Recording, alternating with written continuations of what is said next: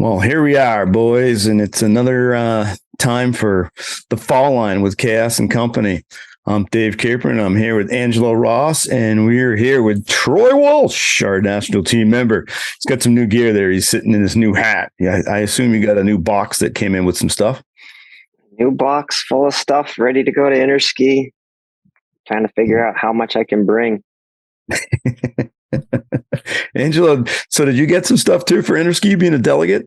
Yeah, little box of stuff came the other day. So it was about trade out so you can get some cool stuff from the other countries. Yeah. Oh, that'd be good. There's a lot of keeper items in that box too, and there's some great stuff for sure.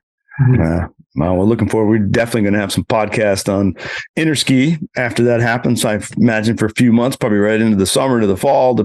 Everybody that's gone will have to chat when they come on to see their experience and what's happened with that. But we've got a few things before we get into our stuff. I mean, the biggest thing going on, we were recording today on a historic day in the world of skiing. Mikaela Shiffrin this morning got her 87th win to pass Ingemar Stenmark. That was pretty cool. I actually watched the second run, and that was awesome to see that happen. I mean, what do you guys think of that, Troy?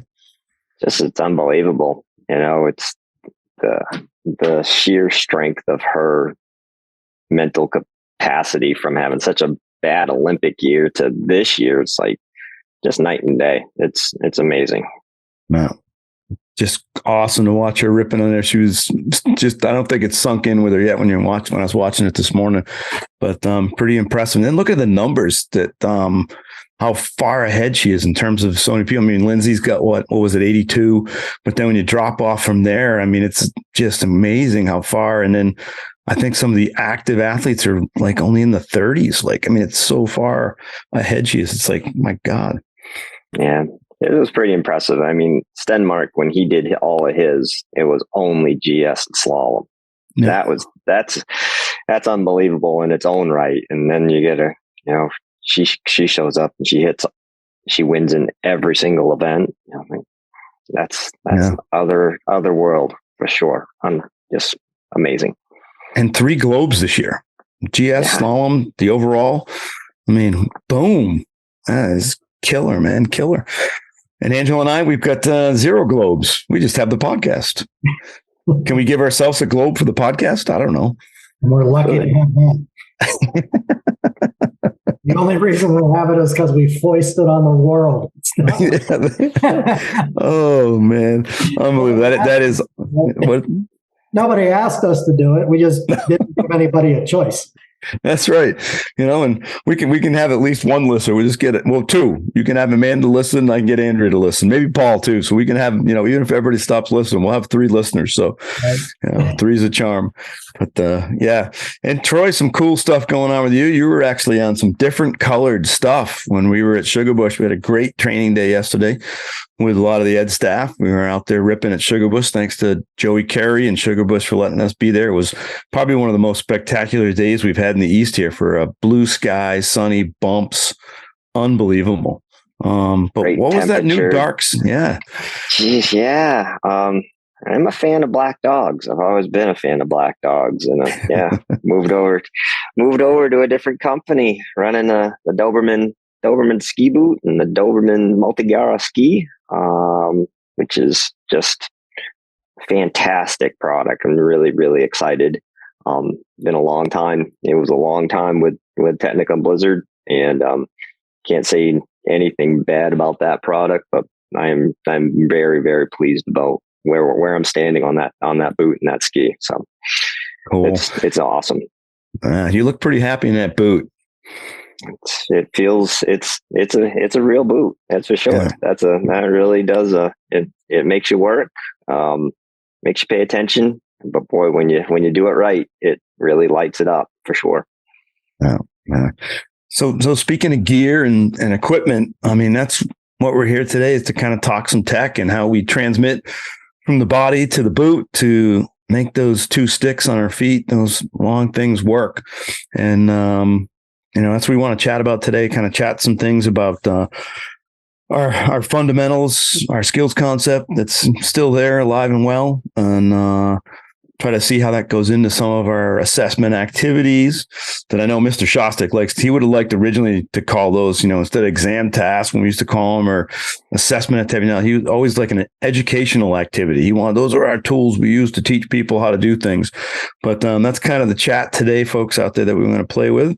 And so, yeah, why don't we start, Troy, can you kind of talk a little bit about, I think there's some out there confusion, or maybe just not knowing. A lot of folks thought when the fundamentals came out that replaced the skills concept. And, there's still some things in our manual that talks about those fundamentals going along right with a skill.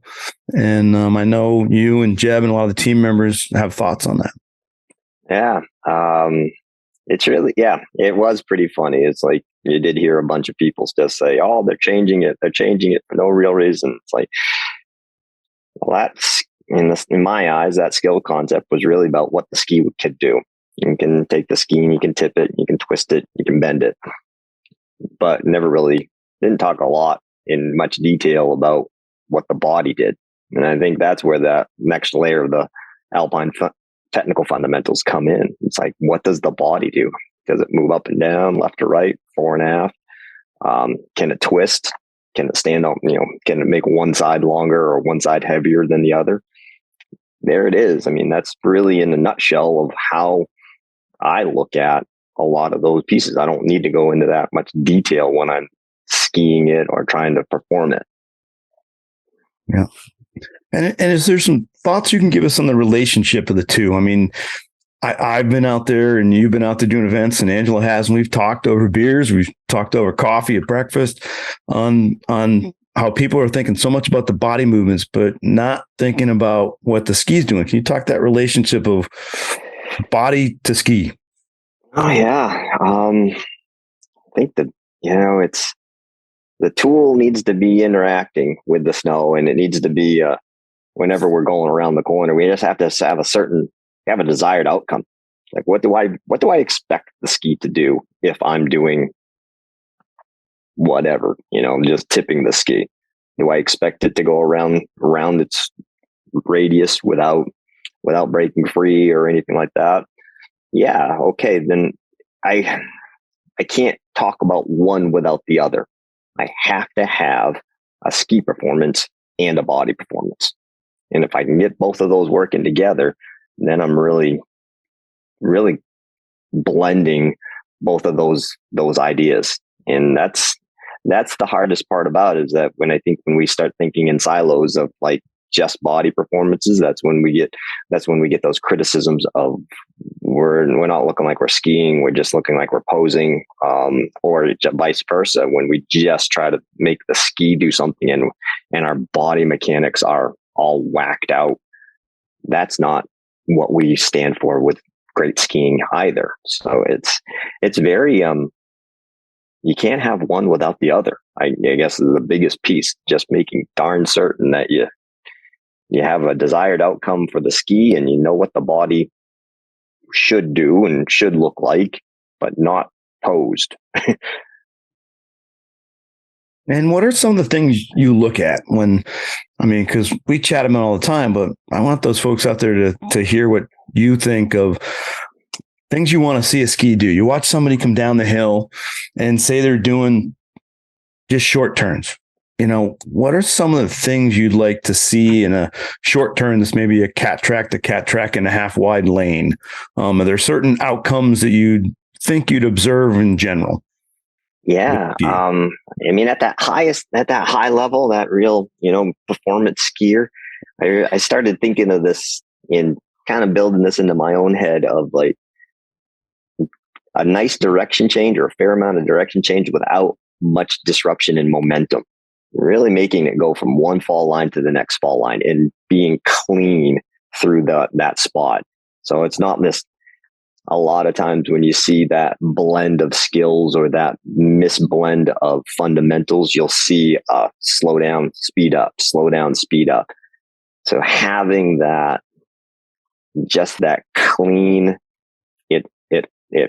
it doesn't have to be carved or anything like that. It just needs to be a clean ski running through the snow from fall line to fall line with not a lot of interruption. That's what really strikes me as I'm good skiing right now.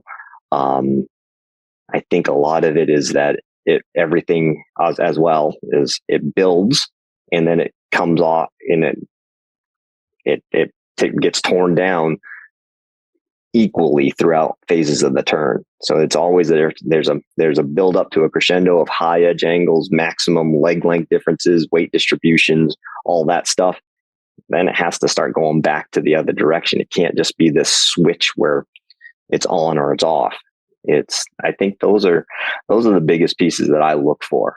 And it's not held there. That's the other thing. It's like so many of these pictures, we get these stuff and it's like people get to a spot, they hunker into that position. It's like, I saw this picture on page 57 of this magazine. This is my spot. I'm going to hold it, make sure everyone can see it, and then go around the corner. And you're like, nope, that's 1/10,000th of a turn. And it's, if you're thinking about it, it's already too late. You can't. Yeah. And when we were chatting a little bit, getting ready for this, it kind of leads into you're like, we really get to talk about the fundamentals and what they are. And I think one of the pictures people have is that whole fore-aft, our controlling the center of mass to the base of support to control pressure along length of the ski, to direct pressure along length of the ski. When we look at that in joints, we always tend to see, the picture in the manual, the picture somewhere in one of the 32 degrees or that, and so going back and forth. Yeah. So if we start, if you want to chat a little bit, maybe about the phase of the turn and just the joints in the fore-aft plane a little bit, your thoughts on that? Yeah. A lot of these times it's like, I've kind of changed my thought process on this. Is like, I'm trying to manage a good tension through my ankle. So if my feet move forward, my head moves forward. If my feet move sideways, my head moves sideways. I'm not allowing my ankle to get sloppy. So that I may have an ankle that looks like it's flexed all the time, but it's not trying to do this inside the boot. It's just going, I just want it to be strong. Not that it's saying it's locked. It's just, I'm focusing on that joint. If I can get that joint to be strong, then I find that I can have access to other joints, that knee and the hip can start being able to work in order to start eating up some of the terrain to maintain some balance. So there's that piece. It's a tricky one, I think, because there's so many of us that it's a great coaching cue to feel the front of the boot. It's a wonderful coaching cue. But as we get a little bit more sophisticated in our skiing and our understanding, we can't really be relying to balance against the equipment. We need to be balancing off ourselves and using the equipment as a tool to help us go around the corner. And that's that next level of detail, I guess. Yeah. And I definitely ahead of the podcast alluded that I wanted to ask you some things about the ankle and kind of the overflex most of them. But before we jump right into that, because we got Angelo up there in the corner here, and I use the analogy, even though I've only been on a skateboard a couple times, and usually once I'm on it, I'm off it quick, not as a purposeful thing, just because I'm off it. But it does. It's like on ice skates too. When you're walking and you get on skates, the ice skates, and you're walking out to the rink and you're on the rubber mat. And then when you step onto the rink, you get that same kind of feeling if the skates start to move. It's that thing, I think, Angelo, when you get one foot on the board and then you go to put the next one on the skateboard and that thing moves, if you don't move with it, and that's part of, I think, what you're talking, Troy, that with keeping that tension when the skis move, can you stay with it? And I know Angelo has some analogies or thoughts on, you use that, don't you, Angelo, with the skateboard thing and that to focus on that. On the change in inertia or whatever. Yeah. On something that wants to move. Yeah. And that's like the ankle. I don't know. At this point, I feel like it's easier to do it than it is to talk about it. As soon as you start to put words, as soon as you start to attach words to what that joint in particular, like what you want somebody to try to do with it, it can become a mess. But the analogy I use the most, and I just did this with a group, just finished a stance and alignment event last week with Greg Hoffman, and you're indoors for part of that event. And we happened to be very near a pretty long staircase, maybe 15 steps or something like that. And it's just a great opportunity to get people moving out of their ski boots when you're doing an indoor portion. I had them walk down the steps, like up and down a handful of times just in their stocking feet, but then slow it down to the point where they can analyze what their feet actually do when they're walking down steps. And there are a lot of similarities between walking down a set of steps and skiing down a hill, because you're on a downward slope, and you can learn the way it articulates. And I think it opens a lot of eyes, because the foot does so much when you're walking down a set of stairs. I want my foot to be able to do all of that stuff inside the ski boot. I want, even though it can't move as much, all those muscles can articulate. All those muscles can participate and fire and get tense and relaxed inside the ski boot. And in a ski boot that fits well, that's possible for that to happen. But the minute we start to talk about it, people tend to lock it up. And then so I throw that out at them. Try walking, I get to the top of the staircase and say, okay, push your shins forward really far, like flex your ankle to the point where your shin is maxed out forward. And now try to walk down the steps like that. And all of a sudden they start landing on their heel instead of the front of their foot. None of the arches in the foot work. There are 3 arches in the foot. None of them can work if you're flexed all the way forward. And then just making that connection between, moving outside of the boots and moving with the boots on. And I think it opens a lot of eyes that how much activity can occur inside a ski boot, even though it's pretty rigid. Troy's just shaking his head. Yep, and he's using your thing there, Angelo. Don't need any more words to screw it up. Nope.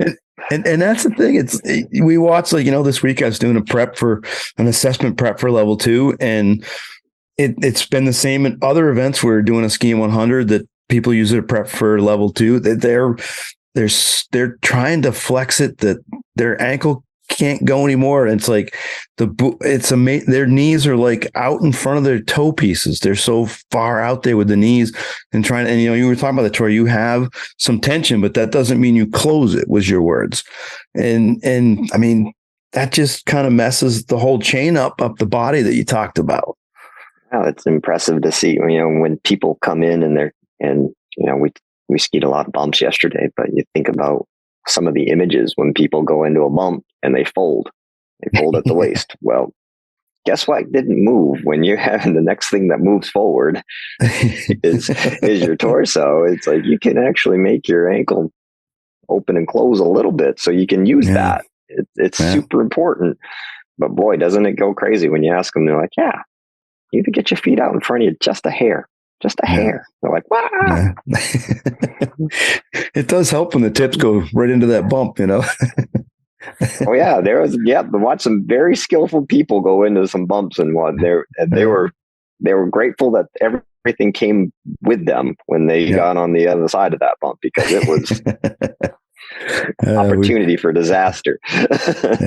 We definitely skied more bumps yesterday than flat terrain, I think. With pitch, man, there's some great pitch there at Sugar Bush to ski bumps on pitch and going over to Stein. Oh, that was fun. And we did that end of the day too, morning and afternoon, Angelo. Bumps all day. I'm happy. 21,000. Yeah, I'm happy for all of you.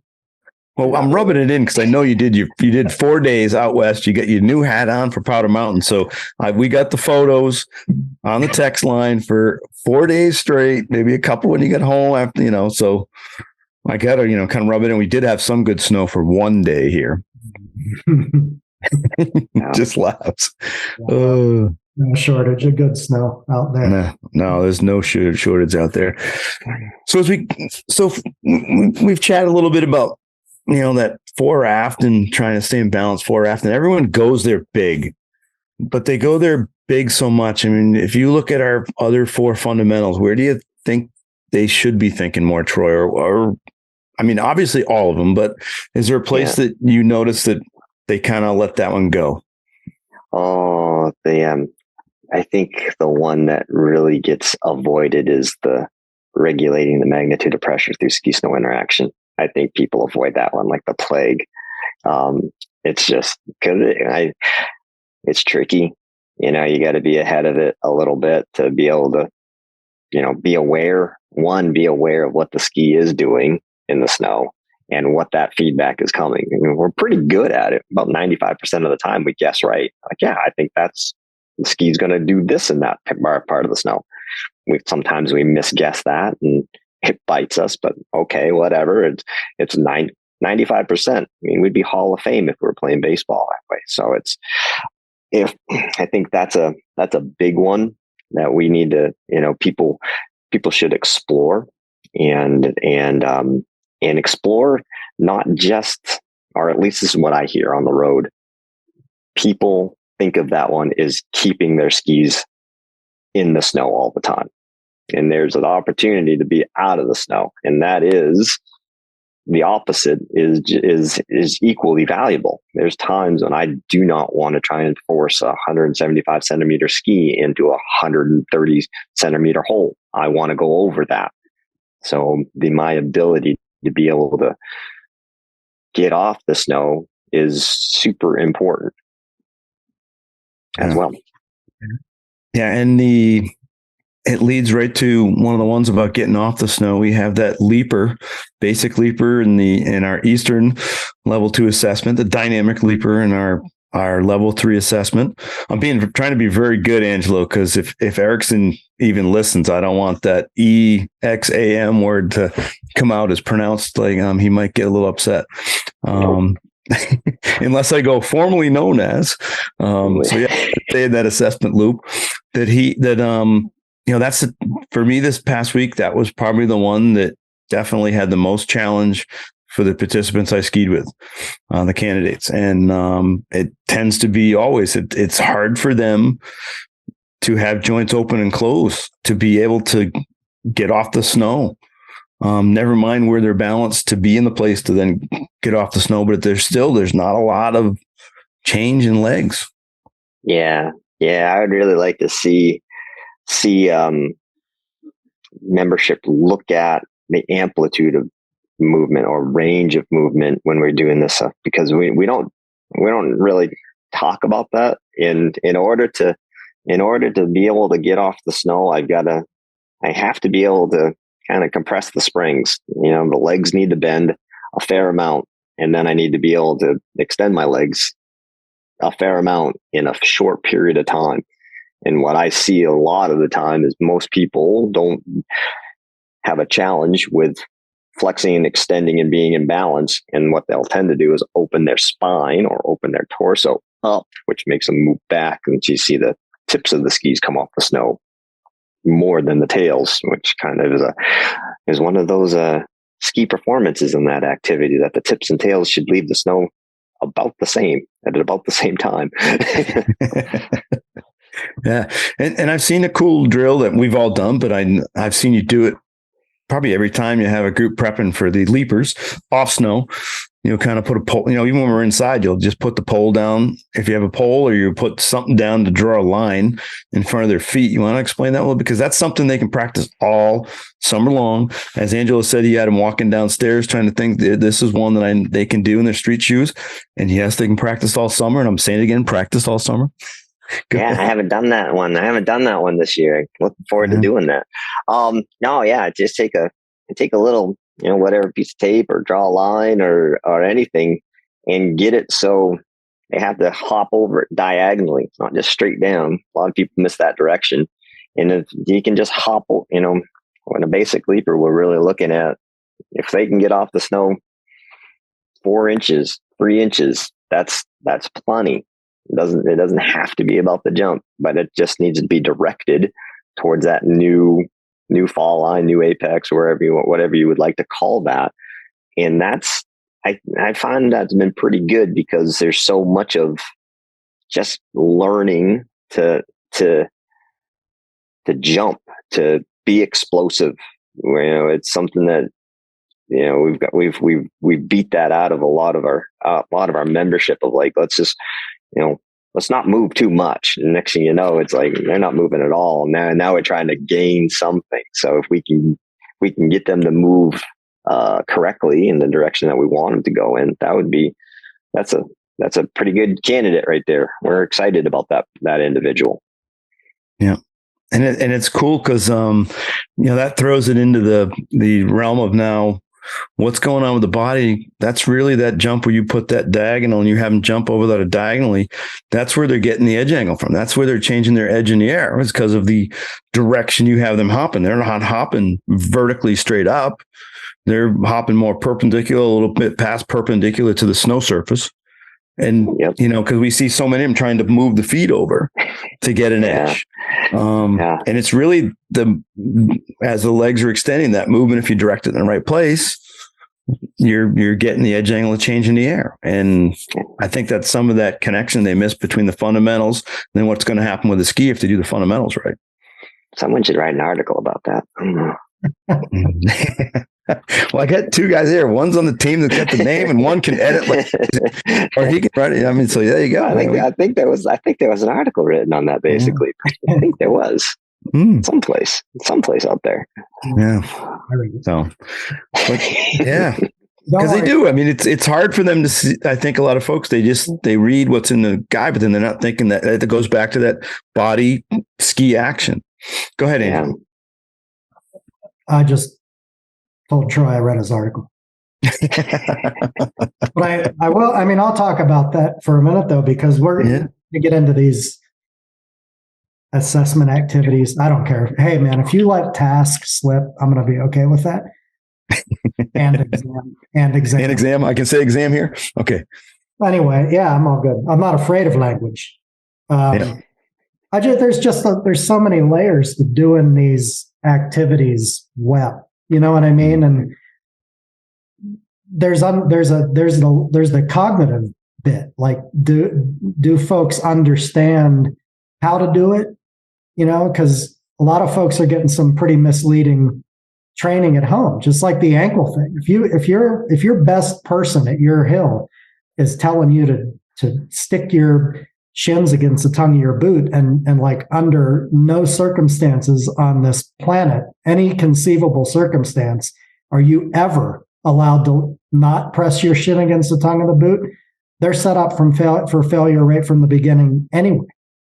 You know what I mean? So folks come to these exams or assessments and with a belief that's getting in their way. So there's that cognitive layer, and then even understanding how the skis are designed to work in the first place. I think there's an opportunity there for a lot of people to figure out how their skis work. That then there's the physical bit, like the actual physical bit, which is like we Americans tend to sit in chairs a lot, and whether it's at a desk or in a car, and then so the hip flexors are locked up, and that's a limiting factor. And, most folks are weekend instructors, so there's a limiting factor. So there's just so many layers underneath accurate performance to sort of deal with before you get there in the first place. And I think that's all part of the conversation too. Yeah. Well, that's why I had the manual today, and, I had the manual out because so much of it's here. Just different ways, stand in the turn, flex, right here, talking this down unweighting in here, this up unweighting here. And then there's more of a direct movement with flexing the old outside leg and extending the new outside leg, and the pictures are here, Troy. There's even pictures people can look at. So if they're like me and they don't want to read all the words, but there's, I think sometimes, and these are, I'm not going to say they're free, but the electronic versions of our tech manual for your discipline, the snow sports teaching manual, the kids manual are all there. And it's like, please go look at them. Because what you're saying, Angelo, is I've said to people, and I'll say it even here, it's on the podcast, and sometimes they don't say that, is that I feel way back from when because when I started my exams at that time back in the 90s, when I went through the associate and I did everything, teaching, skiing. Troy, I think you did the same thing. We did the teaching, the skiing, and the technical stuff scored all the same day. And we had to understand the mechanics of all the things we were going to do, and the down and weighting, up unweighting, all these different things, because we could be asked during that day. So then we could put it into our skiing. Where a lot of folks, it's just what Angelo was saying. They don't have a lot of the understanding of the mechanics. They just want us to tell them how to do the task, but then they haven't broke it down exactly what you're saying, Angelo, to figure out what happens with the body to make the ski work. And then, to even get to the physical part, it's like we're teaching everything in one little event. And I put that on training more than anything. Well, time on task and then the training, because you want to trust your trainer, right? You want to go to your mountain and trust what you're being told that it's going to be like helpful to you. But I did an FS1 event last week, and sort of as our baseline activities that we kept referring to through the whole 2-day event, we did whirly birds 4 different ways.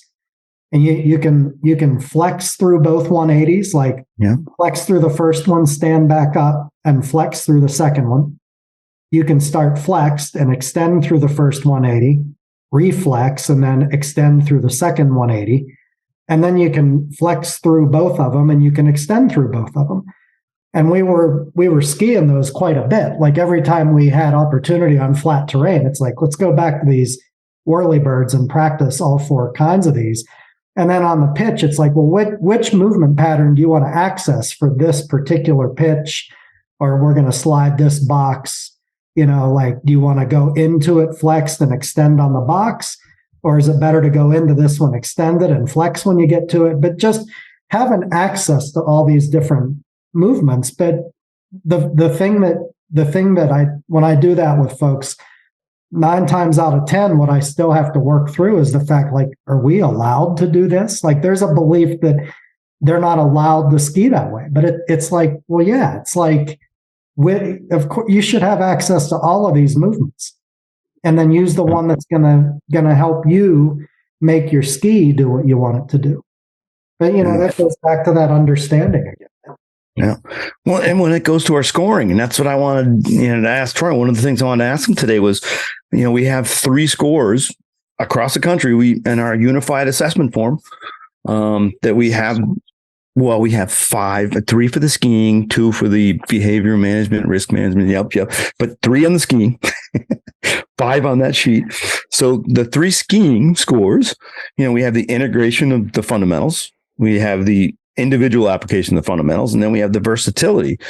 And can you explain a little bit? Because those are important for folks to understand, I think, not to know what their score is going to be, but to understand why we score those and how it relates to skiing on the hill.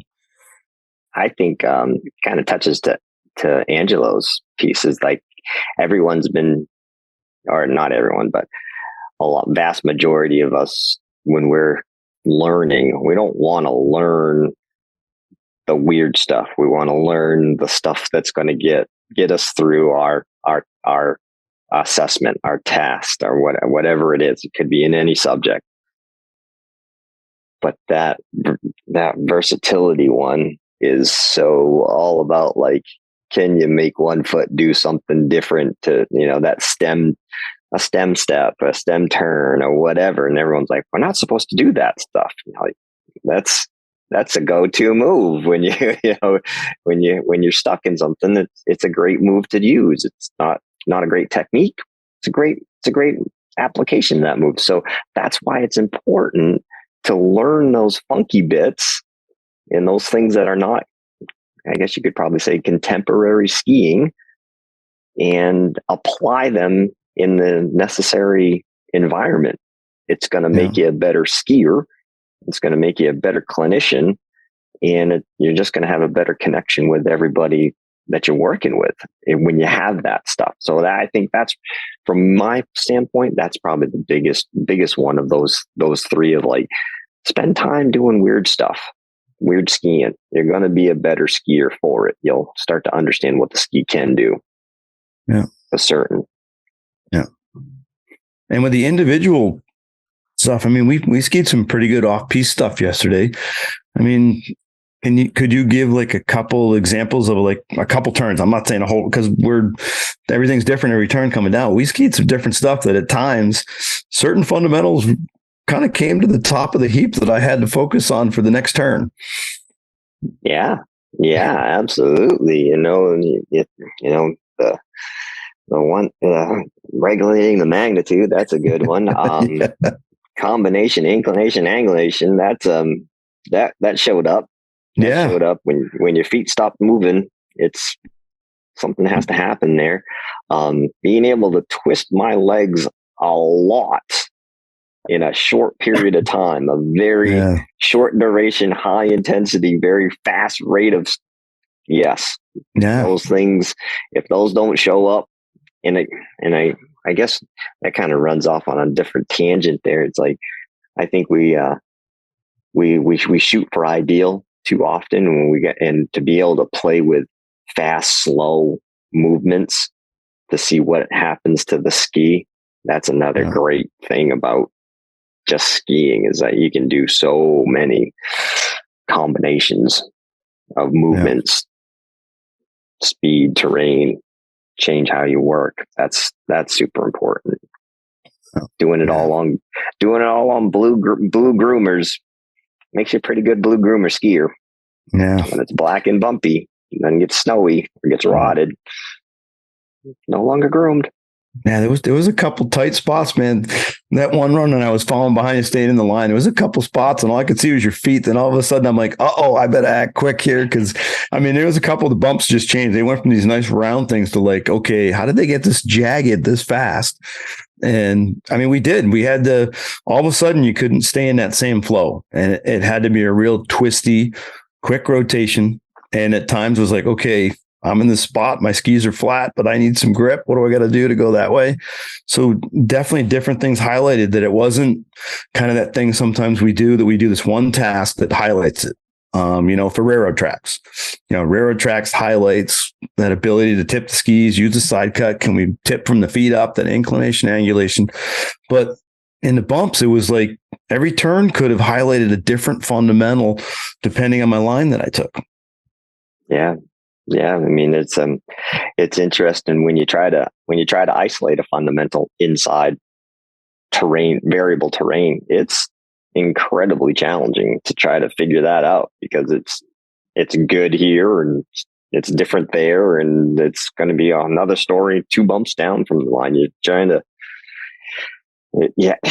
the mental side of it. You have to be so quick on making those assumptions, and hopefully you guess right, and the snow is soft or it is firm.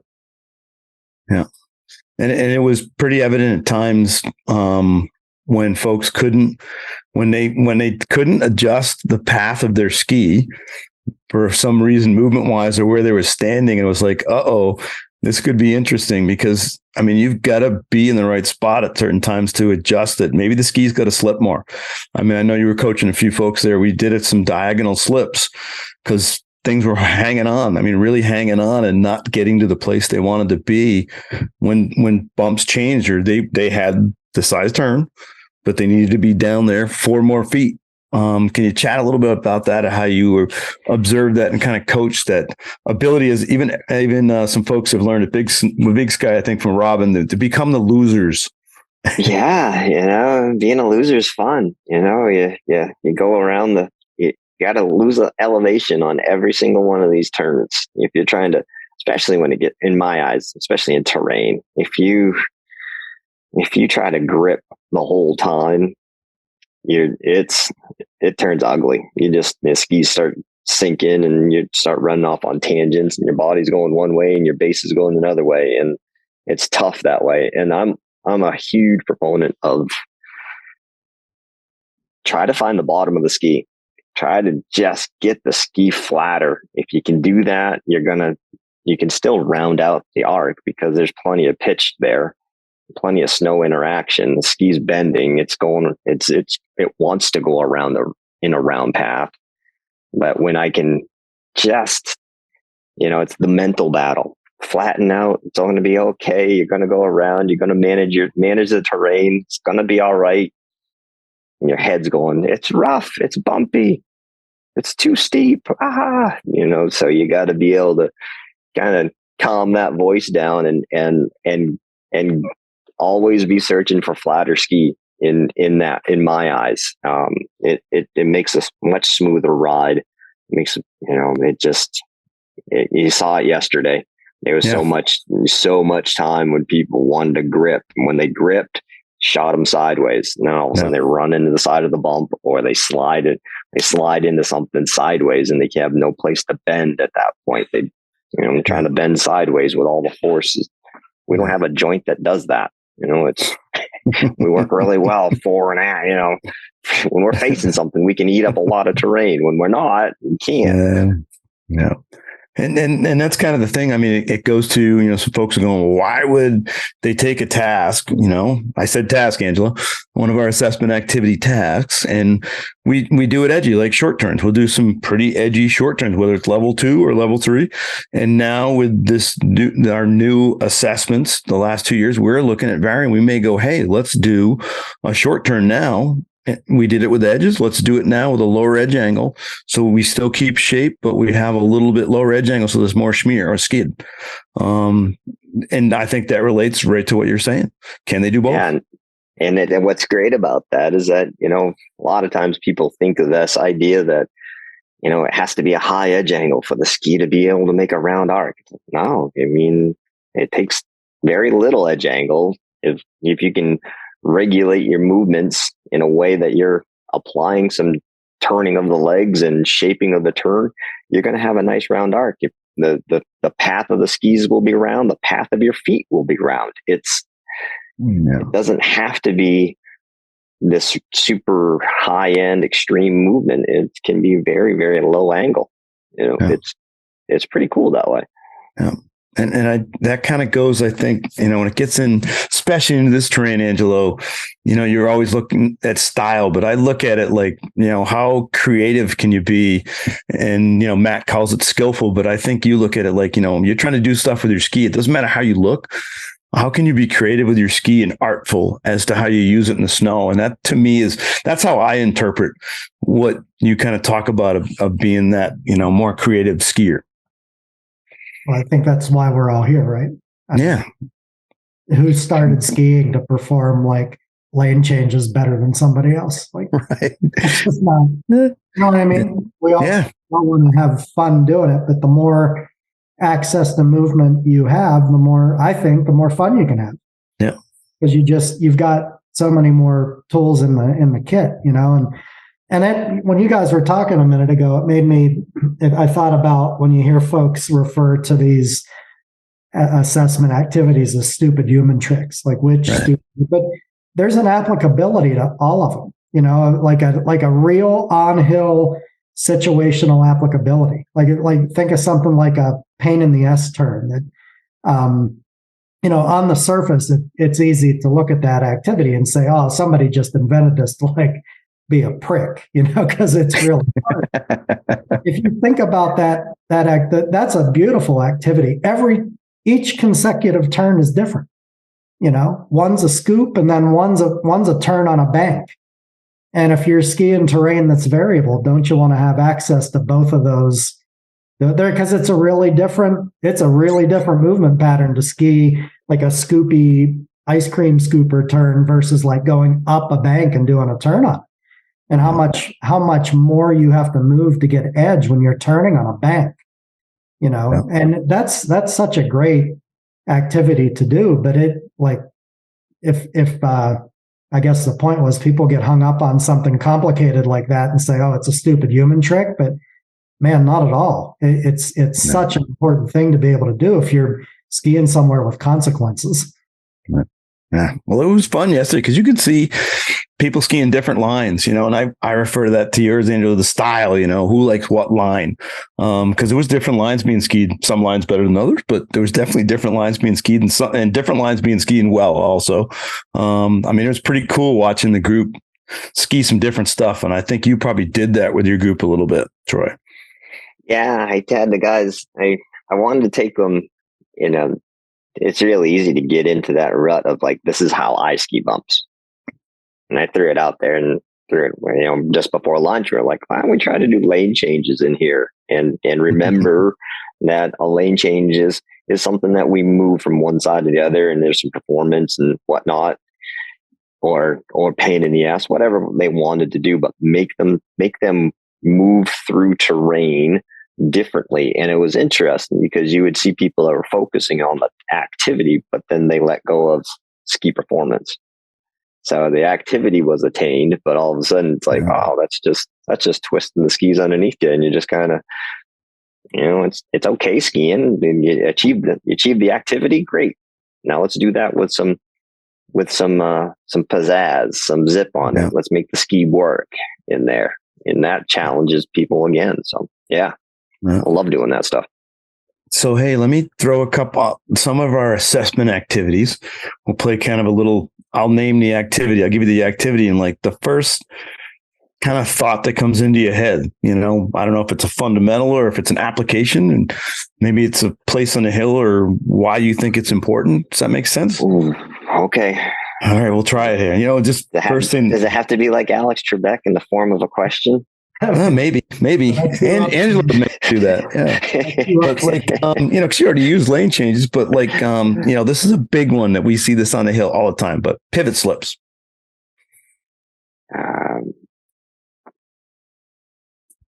I tend to be a guy that really looks at that one is, can people flex and extend in that action to be able to help with the flattening of the skis? And when they do flex and extend, can they maintain an open relationship, not just flex and square up? And that's, for me, everyone wants to jump on the rotary side of it. I think that's part of it, but I think those other two really enhance, and show the skillfulness down the line. I love that. Hop to short. When I say that, Terry Barber comes to mind first, just watching him do them, but hop to short. Terry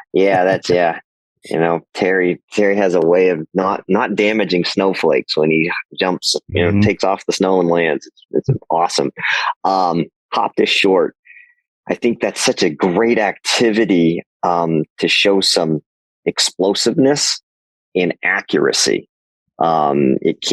It's so complex that you have to get off the snow and you have to be twisting legs at the same time. It's, so many of us live, we get in that place. It's like, okay, I'm hopping now, and then I'm turning now versus hopping and turning now. That's such a great activity. And I, love doing that in anything, any type of terrain, any type of, shorter, narrower place. That's a very good activity. I know this is one of your favorites coming up. Tuck turns. Absolutely. Got to get your legs flexing and extending at different duration, it's like, that's the funny part. It's like in the beginning, when you're moving slow, everything's extending slow and shortening slow. Then by the time about the 10th one comes around, you're like, oh, I got to start moving a little bit faster. The mountain's dragging you down here. So you got to change the intensity of the movement quite a bit to be able to keep them on the ground and you over them. Yeah. And then one more here. Where did I have it? Skate to shape to short. yeah. Oh boy. This one is, way to bring that one at the end. I try not to even address this activity in the afternoon. It's like, this is morning one. So I know I've got plenty of time to revisit it. Yeah. It is such a great activity to see people's legs move. And my biggest thing on that one is just how the legs move back and forth underneath the body. You're not seeing the head move from one side to the other. You're seeing really clean tipping of the legs. You're seeing great lengthening and shortening of the legs. And it has a cadence. It has some speed to it. There needs to be that movement that grows as I get going faster. And that's just the skating. Then we get into the shaping side of it, and now we're really starting to grease it. If you're a person that has a tendency to have your feet outside of your pelvis, way out there, that shaping bit's going to be a bit of a challenge for you. And we won't even start on the short turns after that. So, but it is that it's amazing in the skating. Like even when we were at level 2, the just skate down the fall line, just the first part of the skating, that they keep the base of support out from underneath them, that they can never be balanced to be able to roll the foot over. It's got to come back underneath. Amazing on how short a 15-meter ski will make an arc when you step on it and it's already on the big toe edge. It's like it comes back faster than you can. It's like, wow, how'd that happen? That was interesting. It's crazy. But I know we've skied. But I know we've skied quite a bit together, Troy, over the years, and we've definitely had more chats on skiing with rooming together and over beers and on the phone and Zoom calls of late, because for a year and a half there, that's all we saw each other was Zoom calls or mask behind the mask, 6 feet apart. But we work on these things. Like we've taken these tasks, and Angelo has too. All of us dissected them. We know the parts, the movements, what body part's going to happen at what time in relationship to the ski. And we haven't stopped working on them, haven't stopped playing with these and change. And we vary them. We mess with them, how fast we're going to skate downhill, how steep it is when we're skating downhill. We skate uphill. All those kind of things. Put it on across the hill. That's we do that stuff to challenge ourselves to see what we have to do with our bodies to make the skis work underneath.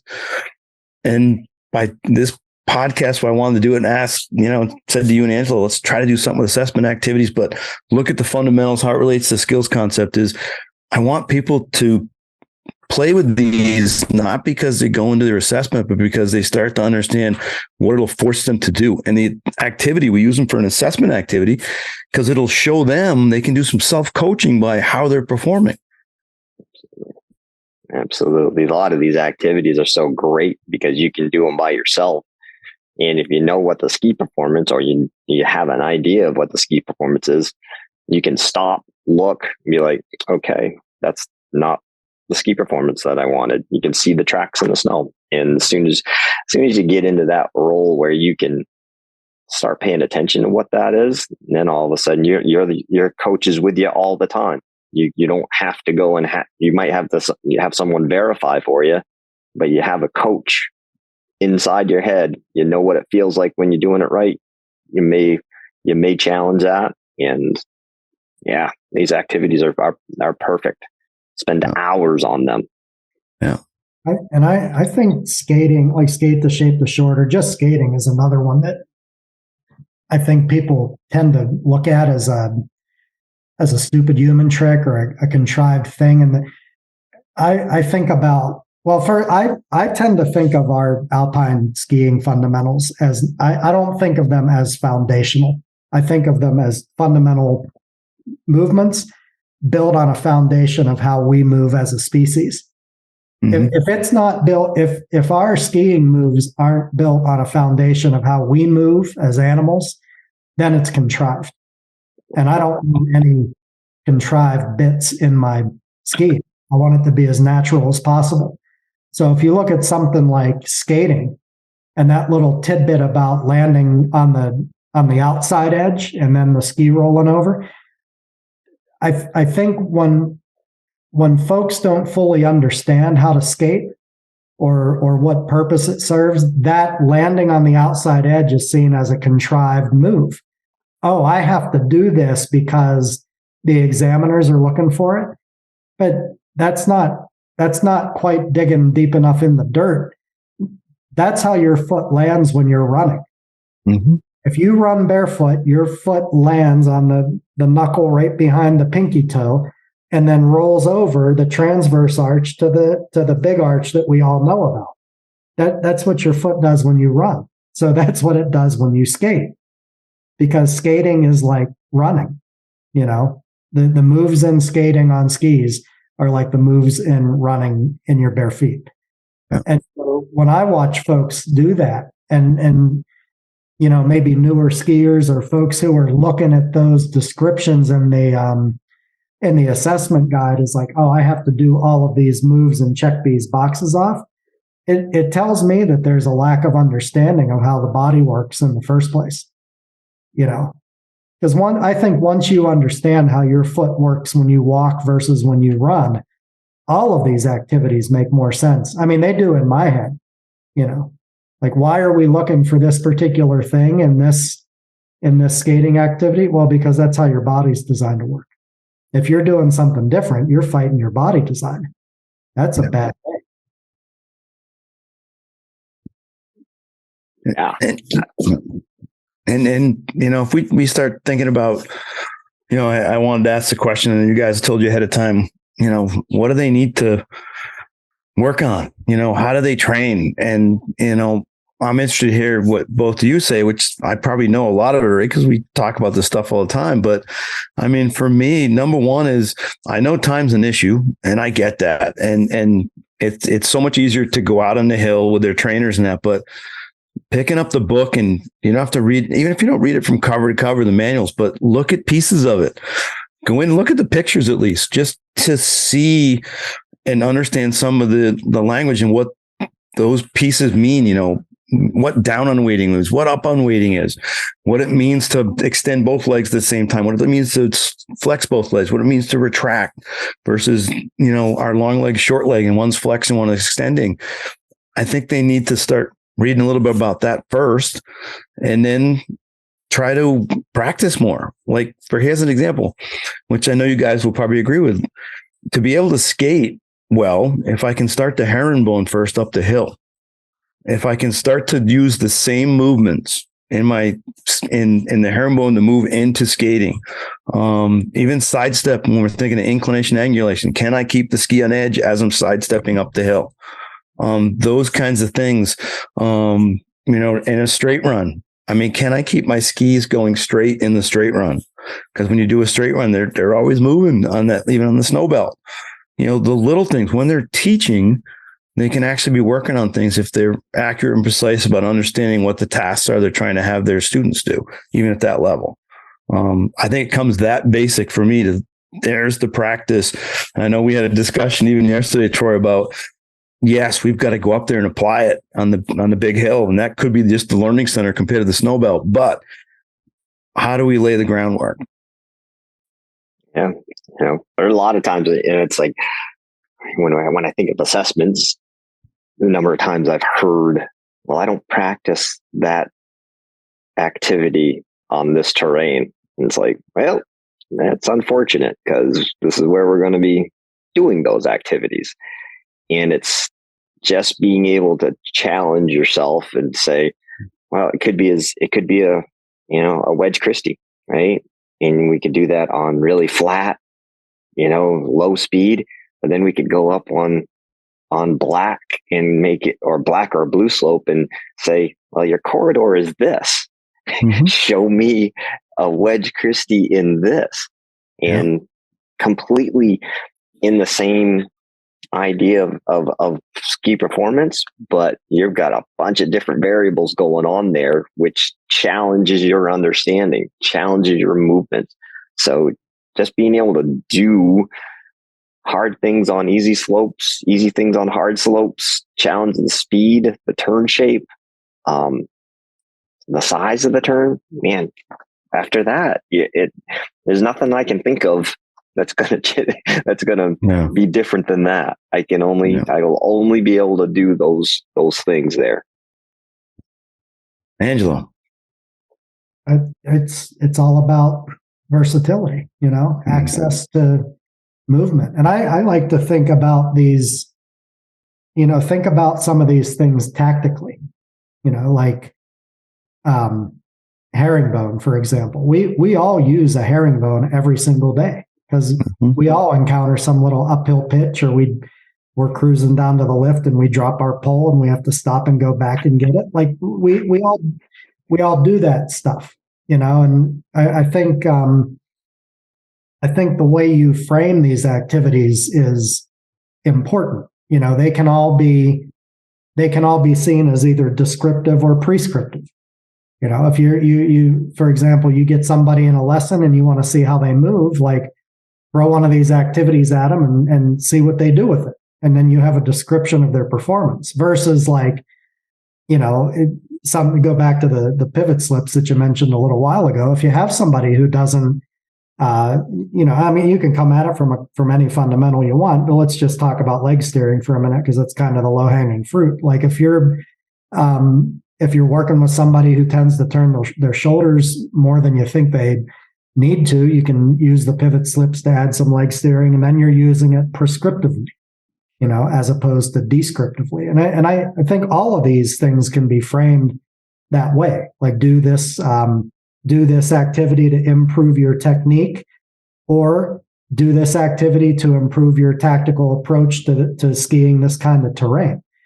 And I guess our tendency, it's probably natural, is we get sort of stuck in the way, like Troy mentioned a couple minutes ago. This is how I tend to ski bumps. But, what if that's not going to work today? How else can you ski these bumps? And I think the more different vantage points you use to look at these skiing activities, descriptive versus prescriptive, technique versus tactic, so on and so forth, the more rounded your understanding is, and then just the more versatile you are as a skier on the hill. I think that's all important. Yeah, and there was a cool thing yesterday that I don't think a lot of folks know when they go out and ski with each other. I mean, in the afternoon, Troy, we got both groups together. We skied with two smaller groups in the morning and put everybody together in the afternoon, and we had some darn good skiers, man. That staff was skiing good, and it was neat to watch them watch each other, and then that visual communication, watching somebody ski a line and seeing if I'm going to go see if I can ski that line. Can I do what Charlie Roy just did? Can I go over here and do what Dave Rabel did? Where they were mixing it up to see who could do what. Joey Carey's going over there, and I hadn't skied that line, and it was neat to see the different groups doing that in the different pods, and you could see skiing change and the versatility start to grow. Oh yeah, and I thought on that same thread, it was really cool when you ski down into get into the group, and there's this buzz, people just chattering back and forth, and it's just this little group's talking that, and people listening to there, and it's like, that's really, really wonderful when you've got engagement after an activity, or you got enough challenge where people are trying to figure it out. They're just working hard in their own world, but they want to hear what their peers have to say. Yeah, and I think that's what we all done. It's like you can't wait to listen to, or go on the road and you're like, oh, this guy's going to be here, or this girl's going to be here. This is going to be awesome, because I love how they talk about skiing, and you get jazzed about it. And it could just be over dinner. You don't really have to, or it could just be booting up, and they throw this little twist, and you're like, mind blown. What just happened there? That I've never thought of it that way. No, it's so cool. And it kind of leads into as we're getting close, you're going to be watching a lot of different countries skiing real soon. And as we're moving into March here, I know you're flying somewhere near around the 23rd of March to head out to Levi, Finland up and go to Levi, Finland to Interski. I think a lot of, I want to ask, I imagine if I was going, part of the big thing for me would be watching the other teams, the other countries skiing and seeing how they move, what they're doing to make the skis work. And are they doing some different things there? There's great things, obviously, with the teaching and all the presentations and that, but just watching the different teams, I think that's probably going to be awesome. Is that one of the things definitely you're looking forward to? Is it the highest on the list? Where are the things you're looking forward to? I think the biggest stuff that I'm really excited about. Yeah, I'm a total visual guy. I take in them. That's how I get so much of the stimulus. It's like, just look at it. And then I can't wait to hear what they talk about. And, it's like, what's important to this country. In both the teaching and the technical side of things. It's going to be really neat. And there's a couple topics there that are focused on how to use technology within lessons, or I can't remember the actual, the actual title of it, but I'm like, that's going to be interesting because it's something that I don't do a lot of, technology, video, that type of stuff. One, hands get too cold here in Maine, but to be able to have some more pieces in at my disposal of like, how can I make a better guest experience by whatever it could be. I think there's some really, really cool topics that are going to come out of this thing. Yeah. And in 2 years' time, we'll be able to digest them all because it's going to come at us really, really fast. Yeah. Well, it's so neat. Like the few times, we have Michael on, when Michael graces us, which is awesome. How many times Michael Rogan's come on with us, and he's welcome anytime, Michael, just if you're listening, because he talks a lot about what the other countries are doing. I mean, he knows because he's been to so many Interskis. He's got connections in terms of the relationships he's made down in Portillo, sees a lot of different, even World Cup stuff coming down there when he's down there in our summertime. And it's neat, just the knowledge from when he starts chatting about that of how the different uses of the skis and what's important to them in a certain country, the movement pattern. It's because for a lot, we really don't get to see a lot of that unless you really search it out on YouTube. We get some stuff. It's neat to watch Keely Weibel and his stuff. He puts a lot of stuff out, but and Angelo, you're rolling into that. And I would imagine, man, just knowing you the way I do, I guarantee you're looking at the skiing, but you want to hear the education. You want to dig in deep. I imagine that educational part. I want to see the colors of the uniforms too. I like the style, man. I like the art piece. And what, I told Richard Jameson a couple national academies ago, Troy, do you remember that Australian uniform? It's a constellation, but it's kangaroo. Yeah. And he said, like, this one's even more sick than that one. I want to take it all in, dude. The food, the colors, how they move. It's just it should be a month long. It's not enough time to take it all in. No, it's definitely not. A sip from a fire hose. I imagine it's going to be impressive on the amount of stuff that's going to be happening. And just real excited about that. I kind of wish I went to one before. Yeah. Like, now, hey, you're going, your first one. Surprise. Okay. Well, it's even been neat. I mean, for us, for the podcast, Angelo, you mentioned Richard. We had Richard on Jameson and he teaches here out in California in the winter and everywhere else around the U.S. and across the world. He's in Australia, part of the team come from Australia. But then, we've had Jeff Marks, the coach of the Canadian team, and connect with him and the stuff we get to see now being friends on Facebook. It's neat to see what's going on up there and chatting with Parrish Monk. Their CEO and guy leading the charge up in Canada for the whole Canadian Ski Alliance. So it's neat those. So you guys are going to make even more of those connections. So I'm hoping both bring them back. So I can't go, but get to meet some of them through the podcast or just when they're chatting with you guys, because that's pretty neat when we start branching out.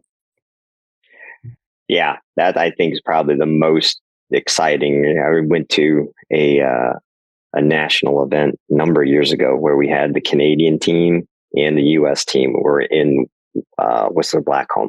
And that was at that time, it was almost overwhelming because you're looking at the Alpine team guys, and oh my gosh, that's so cool. And then you're looking at another whole team, and you're like, well, that's so cool, but that's so different at this time. So there's a lot of like, it's all going to be great skiing.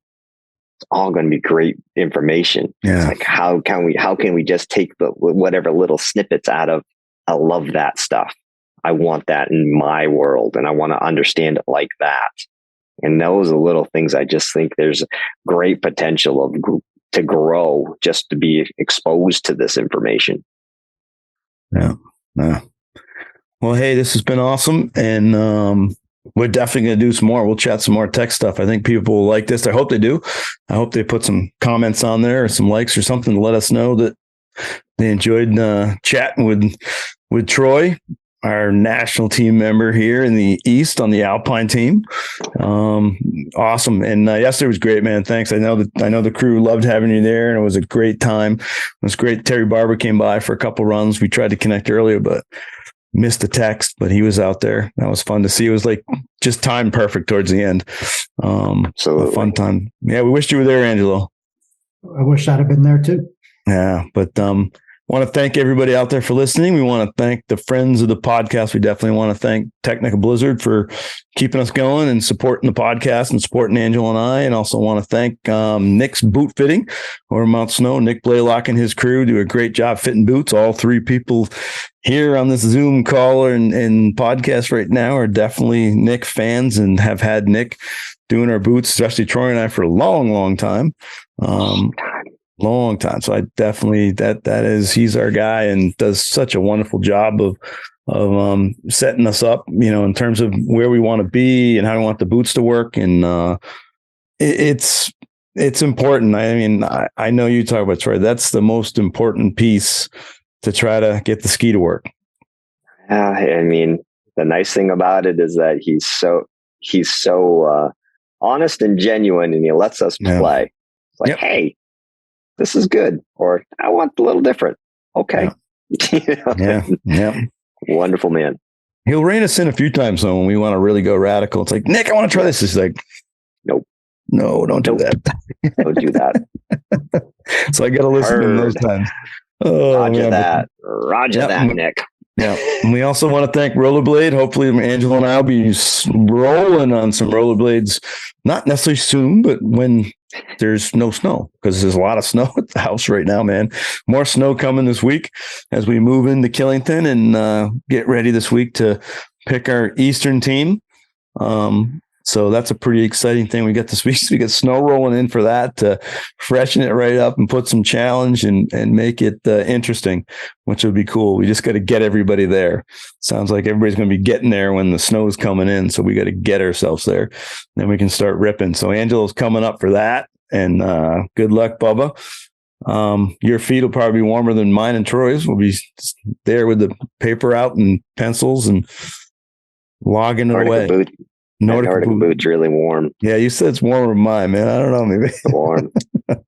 I'll have those batteries charged up. But it'll be fun. But yeah, thanks everybody out there for listening. And this has been the Fall Line with Chaos and Company.